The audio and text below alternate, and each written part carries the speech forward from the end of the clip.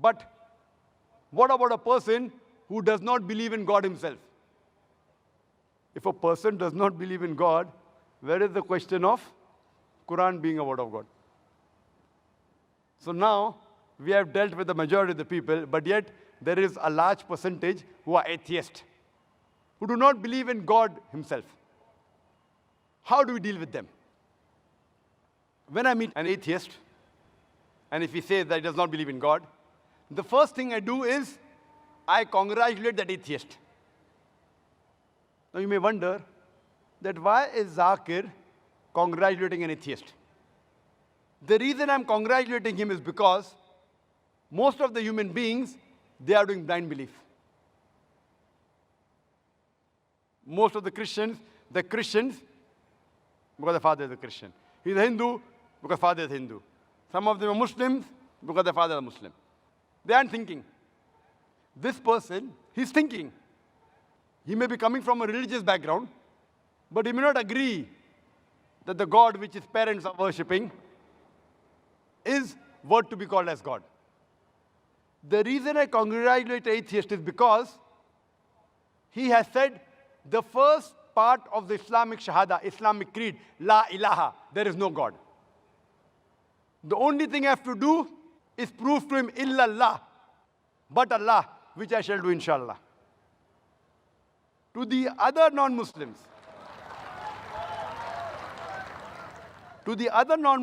first, I have to prove to him that the God he is worshipping is false. So half the time I waste in trying to prove that the God he is worshipping is false. Here, half my job is done, La ilaha. Only thing left for me is illallah and then Muhammad Rasulullah. But Allah and Prophet Muhammad, peace be upon the Messenger of Allah. Now this atheist, he rejects God because he has the wrong concept of God. Now anyone who says he does not believe in God, first I'll ask him, what is the definition of God? For anyone to reject anything, he should know its definition. For example, if I say, this is a pen, for you to say it is not a pen, you should know the definition of pen. If you don't know the definition of pen, you cannot say this is not a pen. Is it clear? Do you agree with me or not? If I say this is a pen, for you to say it is not a pen, you have to know the definition of pen, otherwise, you cannot logically say it's not a pen. There was a smart person.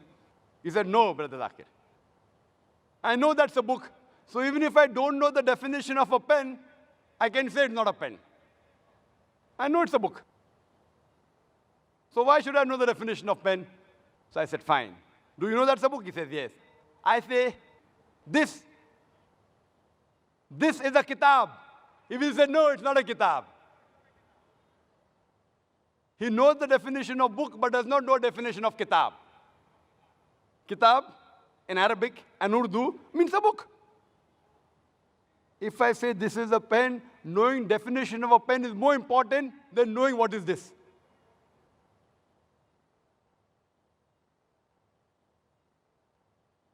Same way, if a person says there's no God, I'll first ask him, what is the definition of God? The definition they give is when they see that a God tells a lie, a God can be defeated, the God, he can be killed. So when we hear all these stories of God telling a lie, a God can be defeated, a God can be killed, a God can die, a God requires to eat, so they reject the God. Who are they rejecting? They're rejecting the false gods, La ilaha.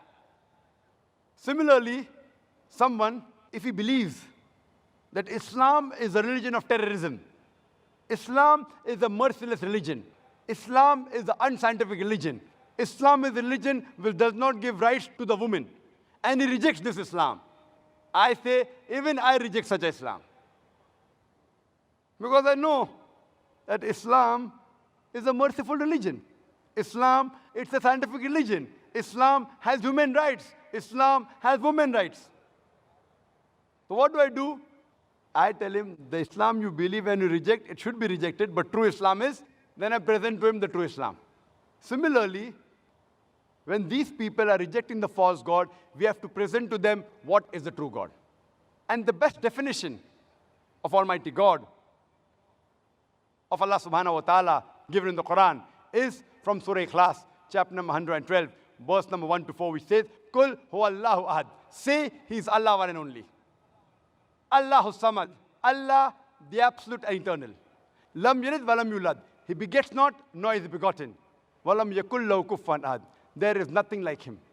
This is a four-line definition of Allah subhanahu wa ta'ala. Any person saying that so-and-so person is God, if that person fits in this four-line definition, we Muslims have got no objection in accepting that person as God.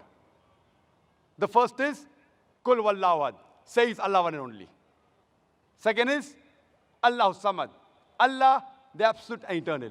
Lam yalid walam yulad. He begets not, nor is he begotten. Walam yakul lahu kufuwan ahad. There is nothing like Him.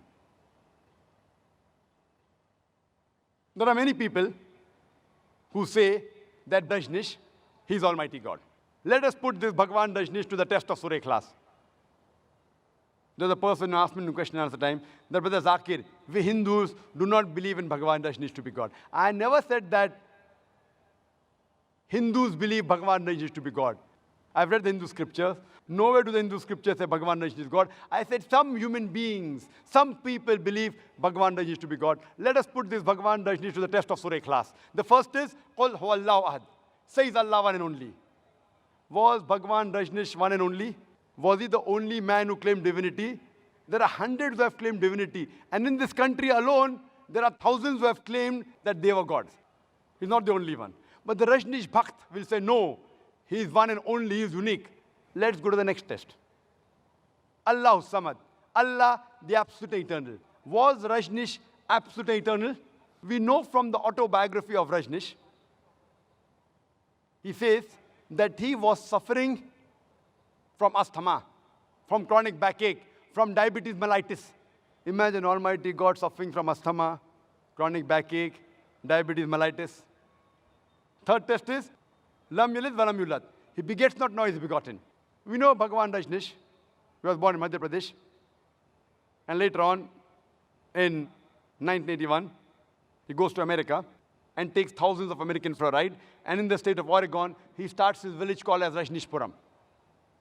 Later on, the American government, they arrest him and they put him behind bars. And Rajnish, he alleges that the American government, they slow poisoned me in the prison. Imagine Almighty God being slow poisoned. Later on, the American government, they kick him out of the country. He comes back to India and goes back to the city of Pune, where he has a center, which is now called as Osho Commune. And when you go to the center, if you go to Samadhi, it is mentioned there on his Samadhi, Bhagwan Rajnish, Osho, never born, never died, but visited the earth from the 11th of December, 1931 to the 19th of January, 1990. Never born, never died, but visited the earth from the 11th of December, 1931 to the 19th of January, 1990. They forgot to mention on his Samadhi that he was not given visas to more than 21 countries of the world. Almighty God coming to visit the world, and he requires visas. And the Archbishop of Greece said that if you don't remove Rajnish out of this country, we'll burn his house and the house of a disciple. And the last test, Walam yakul lahu kufuwan ahad, there's nothing like him, is so stringent that no one besides the true Almighty God can pass. The moment you can compare God to anyone in this world, to anyone in the universe, he's not God. Walam yakul lahu kufuwan ahad, there's nothing like him.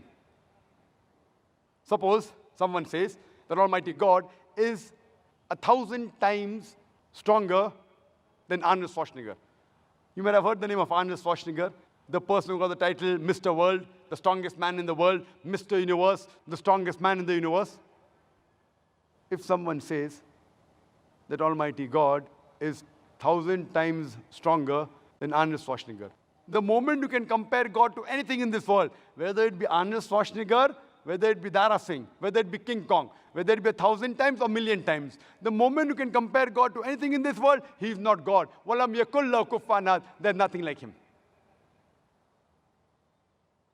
You know Bhagwan Rajneesh, he wore white clothes, he had a beard, he had 2 eyes like the human beings, 1 nose, 2 hands. The moment you can compare God to anything in this world, He is not God. Walam yakul lahu kufuwan ahad. Otherwise, Allah says in the Quran, in Surah Isra, chapter number 17, verse number 110, Qulidullah abidur Rahman, ayyamatadu, falal asmaul husna. Say, call upon Him by Allah or by Rahman. By whichever name you call upon Him, to Him belong the most beautiful names. You can call Allah by any name, but it should be a beautiful name. It should not conjure up a mental picture. It should be a name given by Himself.